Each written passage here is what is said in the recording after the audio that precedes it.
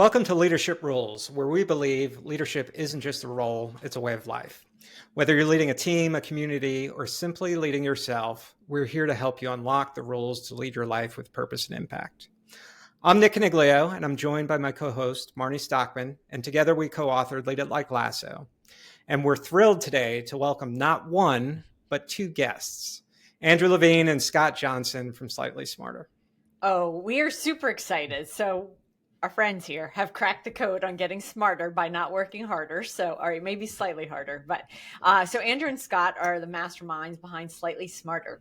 It's a newsletter that really delivers bite-sized brilliance. I think, Andrew, you said snackable, which I love that, from the best leadership and business books. So you don't have to read all 300 pages to find that one little gold nugget. So they've built a powerhouse of community leaders who want to learn fast and lead even faster. So we're going to dive right into that. What separates the must reads from the meh, maybe, and what leadership rules they swear by. So buckle up. It'll be some fun. And Andrew, Scott, welcome to Leadership Rules. It's good to be here. Thanks for having us. How'd we do? Was that okay? Did we get that right? You want to describe it any better? I thought that was great. I think I'm going to take some of those points whenever we describe it later.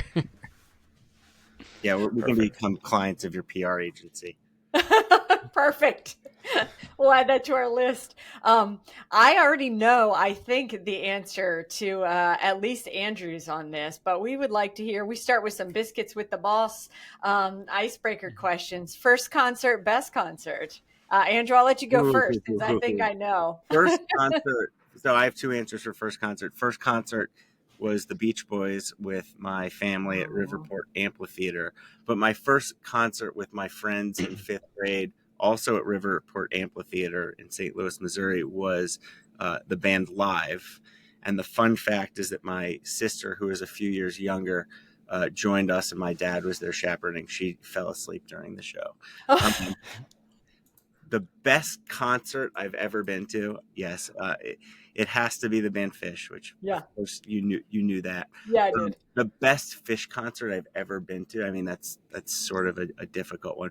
I can always just say that the most recent Fish concert I've ever been to is the best concert I've been to. Maybe the next one, right? Because I'm sure there's one on the list. Scott, there is, although our ability to travel far and wide for the band is inhibited now with a baby. Yeah. But we still find the time. That's excellent. Scott, how about you? I was trying to think back to my first concert. I think it was something corporate at the Blue Room in Columbia, Missouri. I think that was a way back. Best concert was Odessa in Montreal at, I forget the name of the festival, but it was so good. It was really good show. Okay. All right, we're going to go a little easier. We'll start with you this time, Scott. Coffee or tea? I like both, but I don't drink either very often. Just because Mason jar full of water, maybe? Is that your go-to? Mason jar full of water. Yeah, I'm going to go with that. I can't handle caffeine. I have too much energy to start with, so it puts me over the edge. I hear you on that. Andrew? Lately coffee, but I go between the two, but right now coffee phase. Just black coffee for me. All right, favorite quote. You guys got one off the top of your head? I'm sure Scott does. I was going to mention this later, but if you can't measure it, then you can't improve it. Going back to Lord Kelvin. You're allowed to use that later. It's a good one. Yeah. I had one for later. I'm going to save it for later. Okay, that's allowed. My favorite quote off the top of the head. Embarrassing. Well, then I will ask you, leadership, more art or science?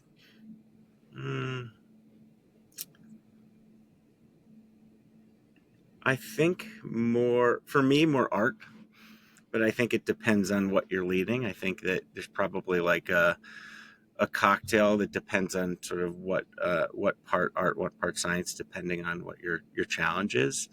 I think my personality leans a slightly more art. I'm curious what Scott thinks. I think art as well. Okay.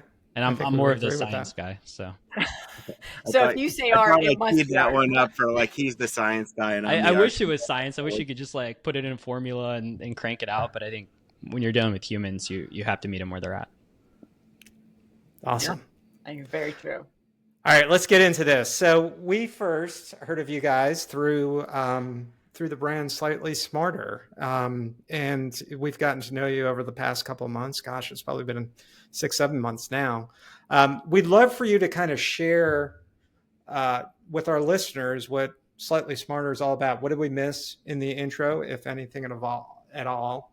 And one of the things that we get off on is trying to find out what that light bulb moment was that kind of sparked the whole idea of it. So would love to hear from both of you guys on what this Slightly Smarter is all about. I'm happy to start, and Scott, please cut me off as you see fit. But Scott and I have been friends for a couple of years, and we come from very different backgrounds. Scott on the consulting side, myself on the media and content side. And we've been sort of just playing a little bit of tennis with ideas.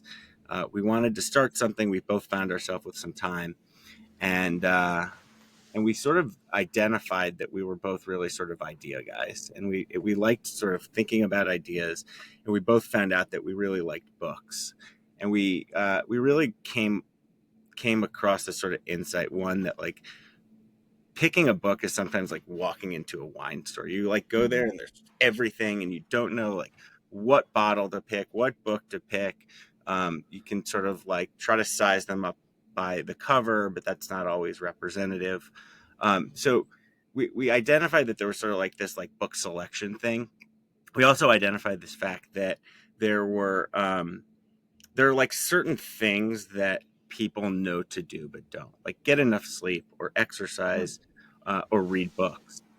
On top of that, we were both increasingly interested in learning more about AI, and so we sort of mix these things together, and we had this sort of insight that people were struggling with with sort of book identification, struggled with like time to find out, like to essentially put time against reading books, and so this idea of like Slightly Smarter was born. Like, what if we could help curate books? What if we could create a format that was sort of quick hit, and we sort of just started.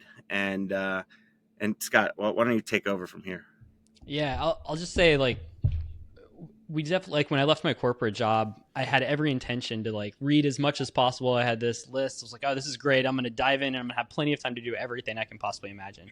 And even with all the time to focus on it, I just found there was no way I get it. Like I spent way too much time on social media and started collecting a list of every book that all the people I respect have recommended. I had a list of over 800 books. And I'm a slow reader anyway. Like I really like to sit with the ideas and roll it over, and then I'll stop and pause and think like, okay, how can I apply that, and what does that look like, and kind of pressure test it a bit. So I was like, there's no way I can read 800 books. So a lot of this is book selection and just us wanting to get a taste, get exposure, a broader surface area to as many books as possible, just to understand the authors, their background, and just some of the big ideas, and to decide like which books do we want to go deeper in. And then our thought was, I also, having spent way too much time on social media, I kind of created a goal for myself to try to create more than I consume. So it was also a way for us to package it up and start to figure out like, how can we teach other people? Like if I can't synthesize and clearly articulate, here's what I learned, or here's what I think is the big idea, then do I really understand it? Or was I just kind of going through there, and then how much of the book did I really retain? So a lot of this started from us. And then I think we've wanted to expand it, and how can we add a bit of inspiration, kind of a dose of positivity in your inbox every morning, and really support people's aspirations and meet them where they're at. Yeah, I think that's really important, because the other part of like where we're operating is like, who are our competitors? Like, what do people wake up and see on their phone when they check their inbox? And we know we didn't want to be news, and news doesn't necessarily propel you to have a bright and optimistic day. And we wanted to also incorporate a little bit of like the the learnings for social media. So like there's a surprise and delight element. Like we have it, pre-announced what book you're going to get in your inbox. So it could be really sort of anything. So there's a little bit of like the wait and see. And then, the other point, and, we can talk more about the actual science of the development of the product, but length is another thing. And we know that we're not going to have people's unlimited attention forever. And so what we've experimented a good bit on sort of like, what is the sort of like the appropriate length for an email, knowing that people are going to wake up. We want to be different. We want to be this sort of beacon of like information, hope, something, learning. And then, there's the brand part too, right? Like the name is super important. Scott came up with the name at a bar. So kudos to Good Scott. one. But like there's always sort of like these like names that you don't know what the hell the product is. And like for us, we wanted to be a little bit cheeky and name this thing slightly smarter. And like, to me, that automatically gives a consumer a taste of like, hey, this isn't going to be too hard. The sort of the interesting thing is that like we also believe that like slightly smarter, a few times a week over time is going to make you a lot smarter, right? Like that's the goal. But giving people the ability to do this in small bites. We've also found that like we're not trying to be a book replacement or a book summary, which is a really important part of what we do. And we shared this with you guys early on in the journey. Like we've branded our product a book spotlight, and we joke that it's sort of an amuse-bouche, because what we don't want to do is we don't want to be seen as like taking people away from an author and taking people away from a book. What we want to do is sample that book. And we know through, sampling this books, not every book is going to interest everyone that reads our newsletter. And certainly people aren't going to buy as many books as we're able to spotlight. But our hope, well, unless it's yours, but we do know that when we promote books, people buy them, right? Mm-hmm. We see the data. So we want to be part of that ecosystem in a meaningful way. And I guess this your question originally was like about a light bulb moment. There was no one light bulb moment. Like this thing has had light bulb moments every week or month. And it's just these small insights that just take us sort of up into the right slowly. I think that's sort of what this journey's been most interestingly, sort of like what we've learned a lot about this process and ourselves in this journey is like, there was not like one moment where everything just fell into place. Mm-hmm. There was a lot of small things, whether they were victories or failures or relationships or conversations with different kinds of people, whether those be authors or people in PR or just people on the street. Hey, like, do you get this? So there's been a whole series of light bulb moments for us. Yeah. And you guys, go ahead, Scott. Sorry. No, I was going to say, the light bulb moment for me was, I think when we decided to just keep it as simple as possible. And Andrew, I give you credit for this. Like I came in with grand ambitions, like, oh, we're going to do this, then we're going to do that, and we're going to package all this up. And it was like, no, dial it back. Less is more. And I think that moment that we just decided to take a step back and throw a lot of our other ideas to the side was kind of the light bulb moment that just focus, keep it simple, create something that we find useful, and then evolve and iterate over time. And what about the moment, and again, this could have been a series of moments, but when you guys realized, you know what, this is really resonating. This is getting a lot of traction. Is that again a series of moments that happened over time, or did you guys look down and see a specific stat and said, oh my gosh, this is what's what? For me, there was a specific moment where I think I called Scott on a weekend. I was like, holy shit, like 10,000 people read our email, right? Yeah. And then you think about like, all right, that's like, that's more than half of Madison Square Garden, and that number's gone up since. But I think to me that like there was actually a data point, right? That like, okay, like this isn't just our friends anymore. Like these are like random people that we have no idea who they are. And we've crossed into that sort of 5 digits, and to me that was sort of the moment where I was like, okay, like this is beginning to work. This has some legs, yeah. So, and newsletters are frankly traditionally hard to scale, right? So that's impressive that you got that subscriber base. Can you think of a specific strategy? Was it the keep it simple, stupid strategy, right? To break through the noise? Or like, what can other leaders that aren't, scaling a newsletter learn from you all? Any thoughts on that? I'll kind of kick it off, and then Andrew, I'll let you give a little bit more details. But for me, it's all about, we started off iterating. We do one thing that would lead to another, and that would lead to another. And then at some point, we took a step back and we said, okay, we need to create some leverage for this thing to scale. Like, where do we really want to focus our attention? And we kind of drew up this flywheel where the idea was we need to tap into other people's networks, people who already have this large established audiences. And I think we naturally stumbled across this with books because every author has an audience of people who follow them. So the idea by teeing up an author, there's endless number of books that we can promote, and then we can tap into their audience.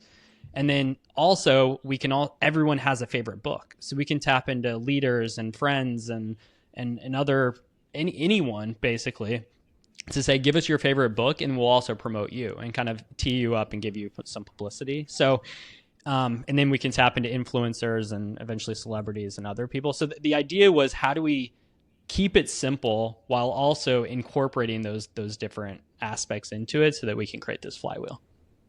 What would you add, Andrew? Yeah, I mean, just partnerships, right? Like, and you said it via the sort of the flywheel. I can talk about it a little bit more granularly. Like, author partnerships make perfect sense, right? Hey, we want to feature your book in front of X number of people, 50,000 people. Are you interested in chatting? Like, what author says no to that? None. Right? So None. we have a high hit rate with like breaking the ice and at least having those conversations. And we're not doing this in a manner in which, like, hey, if we feature your book, you must do X, Y, and Z. Yeah. Like, I think it's sort of like naturally, like, a bit of the one hand washes the other, but we want to build authentic relationships with people like you that wrote books and other people that wrote books, and continue to write books. And so I think positioning ourselves with authors is part one. The influencer bucket, again, another obvious one. And there's people that are in our category that are the influencers of books. And for us to be able to partner with them, we can do this in creative ways, as Scott said, like, hey, why don't you recommend your favorite book or books? And in turn, they can then get some leverage with the authors, or they can come in front of our community and promote whatever they're promoting, their services, their books, their events, and so forth. So, I think that the influencer category is another one. Similarly, like the expert category, right? Like, everyone wants to know what the expert in X is reading. And so we did this recently with someone that I'd worked with in the past, a guy named Justin Taylor, who's built a huge career, basically a huge career following on LinkedIn. Very easy to like partner with this guy and get his favorite book. He's a very accomplished marketer.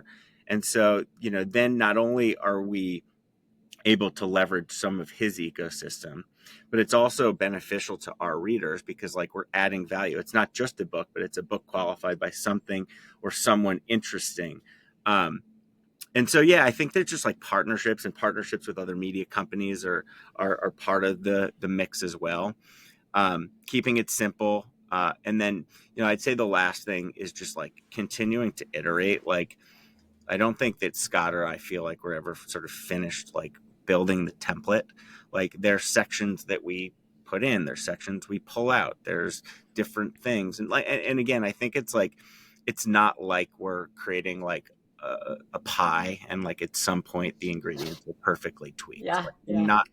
We don't believe that. We believe that there's a ton of iteration, and that iteration is in, the content, that's in the subject lines, it's the partnership. So I think those are the main ingredients as far as how we scaled and achieved the growth and continue to do so.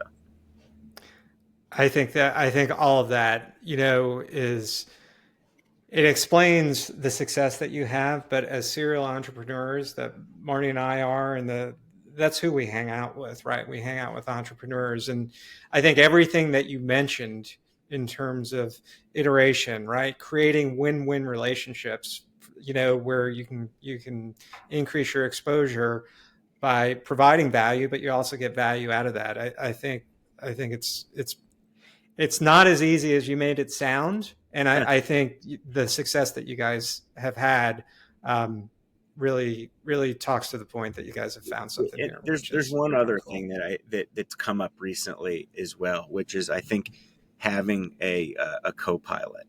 And Scott and I come from different backgrounds. We're similar in many respects, but having someone to consistently bounce ideas off of, pressure test things, simply copy edit things, two people thinking about the same thing a little bit differently has been another major part of like just how we've been able to grow this. Because we just, we have ideas all day long that are wacky and some are obvious. And I think just having again, sort of someone to rally ideas with has been quite helpful for us as well. Yeah, huge. I mean, I think there's been many times where I would get frustrated, and I assume you the same, Andrew. We're like, wait, what are we doing here? Is this really worth the time? So forth. And the other person was always there to kind of pick us up and then kind of point out the positive. Like, well, what about this? And like, here's this glimmer of hope. And so I think just sticking with it too is just such a big part. And having a partner is like, I don't know how I would do it without.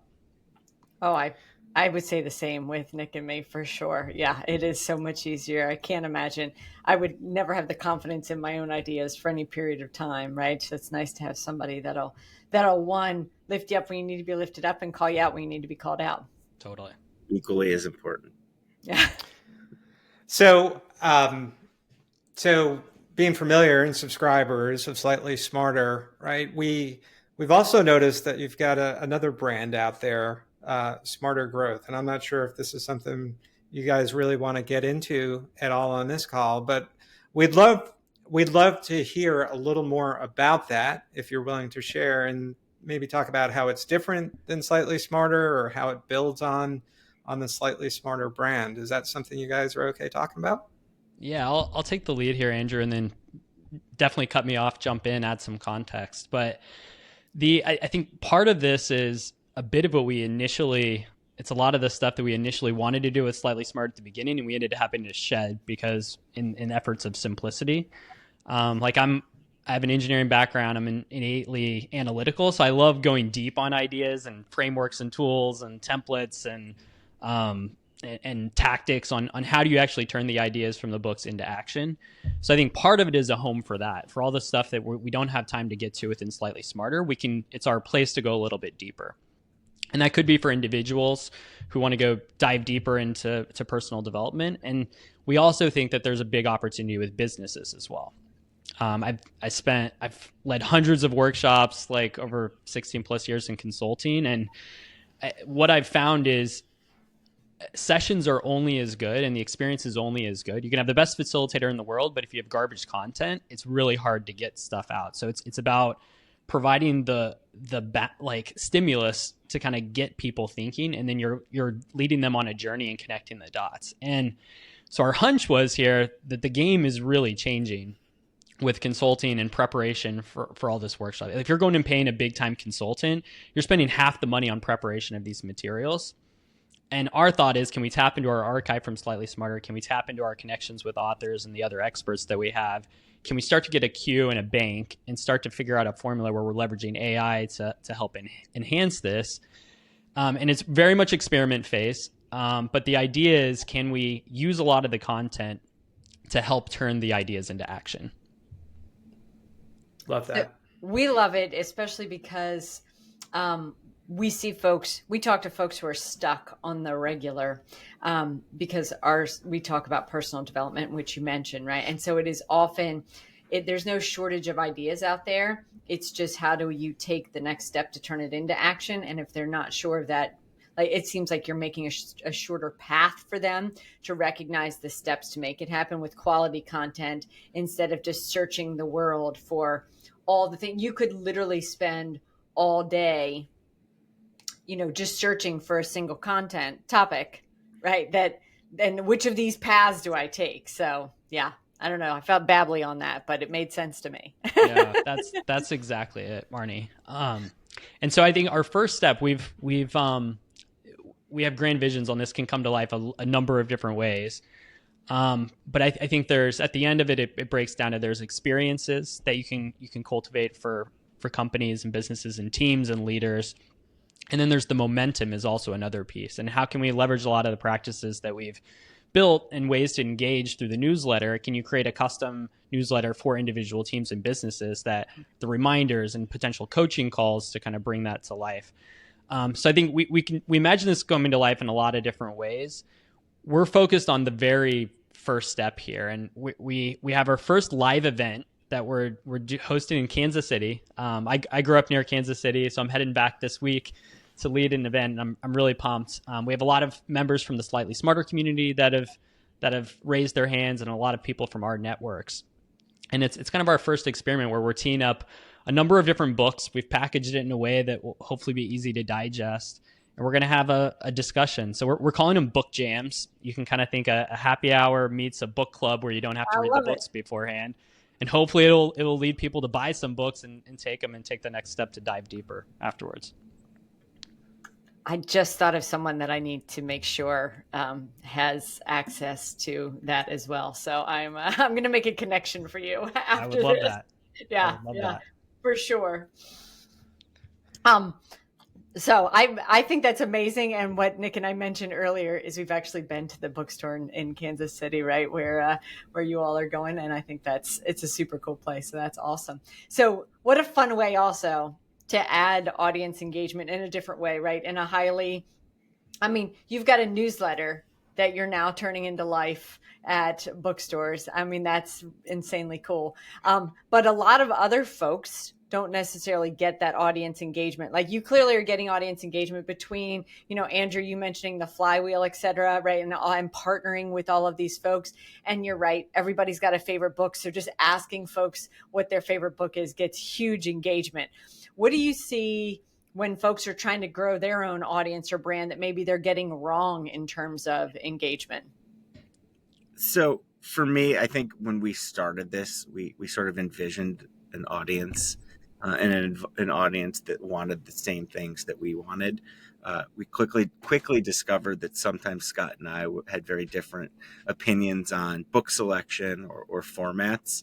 And I think that the first sort of trap would be like assuming your audience on day one, on month one, and so learning your audience, I think, is important, and then sort of understanding sort of where your vision and sort of their needs meet.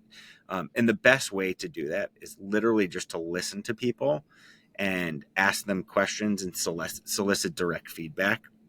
And so we've been able to do that around, again, book selection, length of email, the tone, some of the other sort of sections that we've either included or taken out. So I think that, for one, it's just like really getting a sense of your audience, who they really are and not who you want them to be or who you think they may be. The second is, trying to do too many things at once, right? Like every entrepreneurship business book is going to say it. We would love to have 1 million, TikTok followers and 5 million YouTube followers, subscribers. We will hopefully one day. But where we are right now is like we've been very intentional that the email newsletter product is where we want to spend the majority of our time and might, and getting that thing, as right as possible before we foray into too many other places. And really not wanting that to be, trying to eliminate those distractions. Scott, anything else from you? I will say, like, after email, I think in-person events, I mentioned the book jams, I think is our next foray of like really focusing. So I just want to call out anyone in the Kansas City area. We would love to have you on Wednesday. It's at Afterward Tavern and Books. It's a cocktail bar meets a bookshop. You can find more details at bookjams.com. We'd love to have you Wednesday night. And you have a schedule beyond just this Wednesday? Do you have any other? Yeah, we have Yeah, another event we're planning in New York. We're still locking down the details, but I think it'll be March 11th or 12th, one of those 2 days. So yeah, keep an eye out. We would love to have you there too, and hopefully many more to come. I think we just get a lot of energy from in-person interactions. So it's nice to kind of take the foray past the email into driving real community. No doubt. So when we as we kind of go ahead, Andrew. Oh, so I was just going to add one more audience engagement thing, which we've talked a little bit about, but like, it's not an if you build it, they will come. Like I always talk about this analogy. Like, if the greatest restaurant in the world is 5 blocks away from where you live, but you don't know about it, it's worthless. So I think that, just as we think about, our product, it's not just the product, but it's the distribution around the product. And we talked again a lot about those partnerships, but that's a huge part of sort of where we spend our time and what we're thinking about, in addition to the newsletter itself. Yeah, and I'll add one as well. I think be very careful not to fall trapped to vanity metrics.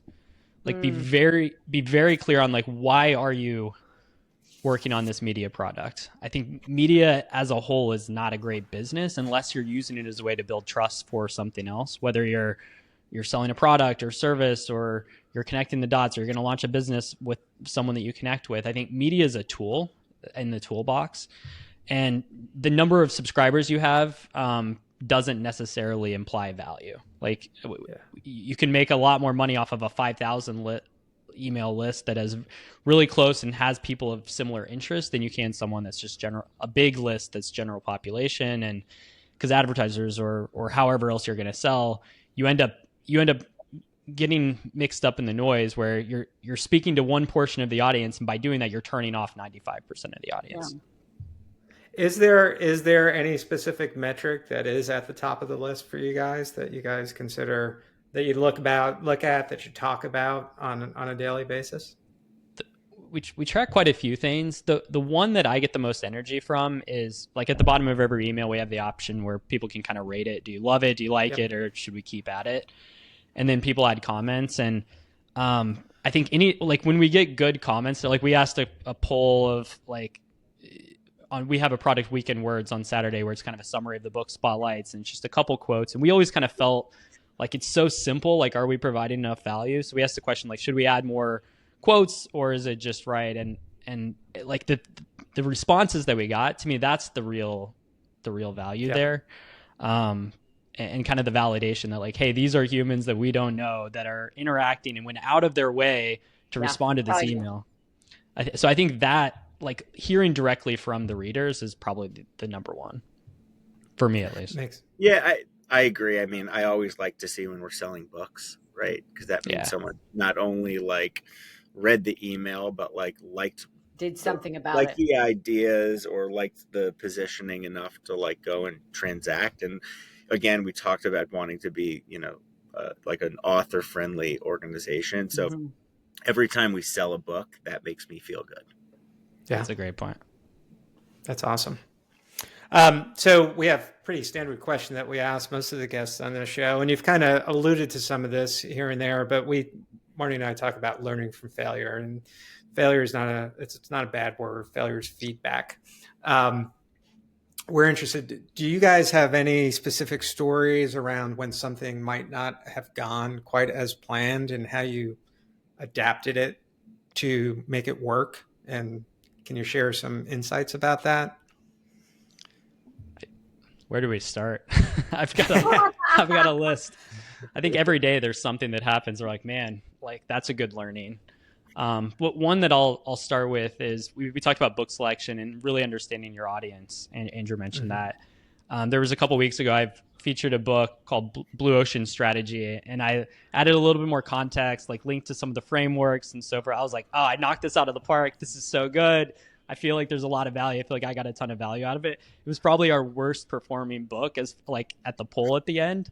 And it just goes back to like, it was not the right information at the right time for your audience, even if maybe the information was useful. But when you're laying in bed in the morning and you are going through your email, you're like, oh, this is the last thing I need to be looking for. So that we pivoted, and like, we're like, okay, we need to put that kind of stuff under smarter growth, and we need to meet people where they're at. Well, that's a good one to have under Smarter Growth, by the way. Yeah. So. It's a great book. It just was, it perhaps was just the wrong email format. Yeah. Yep. I'd say another one, and this is one that Scott and I were talking about earlier today, which is just like the frequency of how often we send emails, right? Like, I think that everyone obsesses over, like, make it a daily habit. Like, how do you make your app a daily habit? How do you make your product a daily habit? And I think at the beginning of this journey, there was a time when we were sending $5 a week, and it was, it felt like for us, like, of course we're going to send $5 a week. We want to build that daily habit. And we ended up, again, polling our community, looking at analytics and figuring out, maybe 5's too many. Should it be 3? Should it be 2? And so I think that it was just another sort of this moment of, like, clarity where we knew that, what we sort of thought was the obvious direction to go was not the obvious direction to go. And so that would, again, we got hundreds of things that we've learned that are all these sort of lessons along the way. But those two seem like pretty clear. Well, I participated in the poll, and I remember when I was getting a book every morning, that for me, it was almost anxiety producing because there were too many darn good recommendations that they were already overpiling. Right. And so, the new cadence, I feel like, is a manageable. I do think the Saturday weekend words is like, yeah, okay, I read them all through the week, and if I didn't take action on them, it's a good way for me to go back and say, all right, what was there something that I've missed? So and first, the thought that you gave, took the feedback and did something with it, I think is a powerful business move. It took a lot of beers to make sense of the group that said we want 5 days a week and the group that said we want 1 day a week. And at some point, yes, we'll probably be able to crank up more for those that want it. But thank you for voting, and we appreciate the vote of confidence in Weekend Words as sort of the end of week sort of product as well. Yeah, no, I think it's a good round out to it, and it's not too much. Again, I like the bite-sized bits of it, so well done on there.